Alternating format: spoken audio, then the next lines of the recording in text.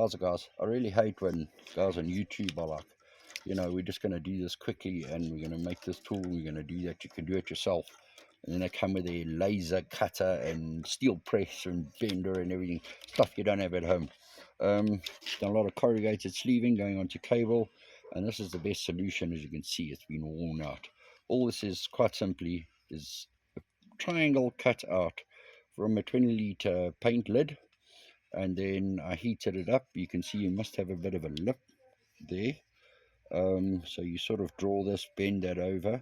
The way I did this, pair of pliers and just a hot air gun. You can use just a lighter even if you want. Anything just to heat it up and get it into that shape. And how does it work?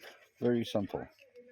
You hop that over your cable, put your corrugated sleeve in there, and off you go. A simple, easy way to get cables into corrugated sleeving that doesn't cost you anything.